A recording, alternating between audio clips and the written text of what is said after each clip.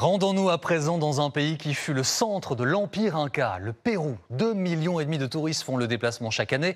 Parmi les sites les plus visités, le Machu Picchu, au cœur de la cordillère des Andes. La citadelle fait le plein, trop même. Le surtourisme menace le site. L'envers du décor est saisissant. Quentin Fichet et Jean-Philippe Eckett ont rencontré des Français qui en ont fait l'expérience. C'est une ligne d'arrivée qui a de l'allure. Après 4 jours de randonnée au milieu de la cordillère des Andes, ces marcheurs venus de Perpignan arrivent au Machu Picchu. Face à la célèbre citadelle Inca, ils savourent. Et en fait, tout l'effort qu'on vient de faire, l'essoufflement, parce qu'on a vraiment un essoufflement énorme, hein, et c'est fort, et ben, il disparaît, quoi. D'un coup, on voit ce site, on dit ça y est, j'y suis. Les larmes qui montent aux yeux presque. C'est énorme. Depuis que je suis gamin, j'ai l'image dans les livres d'histoire du Machu Picchu, et je voulais le voir en vrai. C'est le lieu le plus visité du Pérou. Plus d'1,5 million de touristes par an, dont de nombreux amateurs de trek, c'est à la mode. Alors les guides font tout pour déjouer les embouteillages sur les sentiers. On peut éviter la foule ? Avec un bon guide, oui, en fait, je le crois, parce qu'en fait, ils connaissent les circuits, ils savent vers où on peut aller, ils savent où s'arrêter quand il va arriver des groupes, etc. Il n'y a qu'un seul autre moyen de se rendre jusqu'au Machu Picchu, le train. Celui-ci est devenu une attraction touristique. Groupe de musique, champagne, danse, tout est fait pour satisfaire les voyageurs. Dans la voiture d'à côté, plus au calme, nous rencontrons ces 2 retraités. Tout le monde nous a dit de prendre le train, que c'était mythique, et puis les gens sont tous impatients, ça se sent, donc il y a une sortie d'ambiance quand même. Ils ont payé environ 100 € chacun pour avoir ces places avec toit panoramique et admirer l'entrée dans la forêt amazonienne. Surtout, ils ont accès au dernier wagon, l'observatoire. Tant de culture, d'amusement. Impossible de s'ennuyer ici. Ce trajet, c'est déjà une aventure. Dès l'arrivée à la gare, pas le choix, vous devez traverser ce labyrinthe de boutiques. Un vaste souk péruvien avec lama fluo, aimant pour frigo et poncho. C'est de la laine de bébé alpaga, douce et fraîche, la meilleure qualité du Pérou. Aguascalientes est située tout près de la fameuse montagne. La ville a même été rebaptisée Machu Picchu Pueblo. C'est un peu l'envers de la carte postale. Une cité créée de toutes pièces pour les touristes. Salon de massage à foison, odeur de friture partout. Spécialité pas tout à fait locale. Ça fait pas très authentique, pour être honnête, ça sent le truc un peu tourisme. C'est la porte d'entrée du Machu, donc c'est un peu un passage obligatoire. En effet, tous viennent surtout pour gravir le mythique Machu Picchu perché à 2400 mètres d'altitude.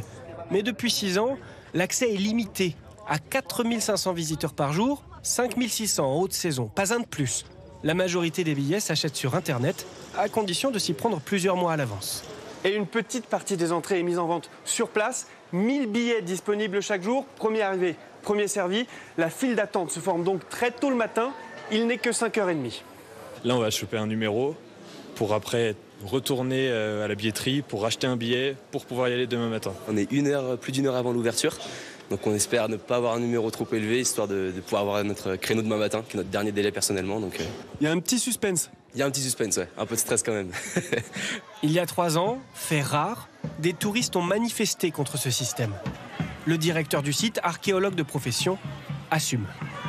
Cette limitation des quantités de visitants, ça nous permet aussi de savoir où on peut intervenir.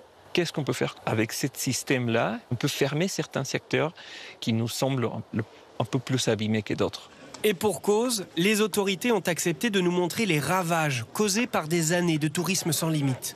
La citadelle, vieille de 6 siècles, classée patrimoine mondial de l'UNESCO, a été endommagée.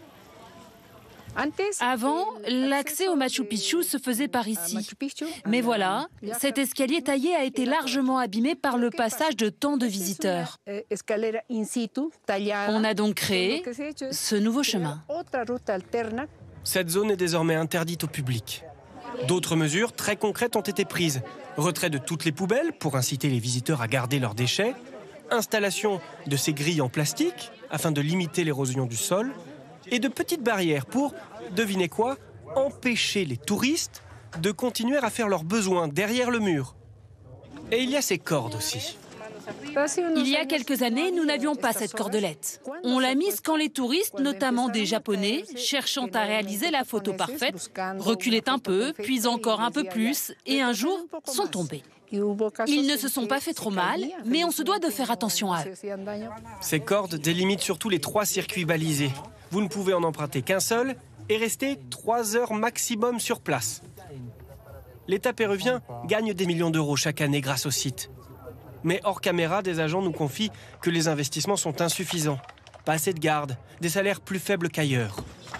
Plus bas, en ville, même critique. Certains habitants se sont organisés en collectif. Selon eux, l'argent ne profite pas assez aux locaux. L'État nous a oubliés. Ce pont, par exemple, n'a pas été fait par l'État, mais par la mairie. Les voies principales que vous voyez ont été financées par une donation du gouvernement finlandais. S'ajoute enfin un autre débat houleux. À 60 km d'ici, ce projet d'aéroport international est très contesté. N'y aurait-il pas en effet un paradoxe à vouloir limiter le nombre de touristes au Machu Picchu tout en facilitant l'arrivée de millions d'autres? Cet aéroport proposera une nouvelle offre culturelle pour attirer les visiteurs vers d'autres sites, comme le village de Chinchero. Dans le même temps, ces autorités nous glissent pourtant qu'elles envisagent d'augmenter le nombre limite d'entrées au Machu Picchu. Trouver le bon équilibre entre appât du gain et défense du patrimoine semble décidément être un dilemme quotidien.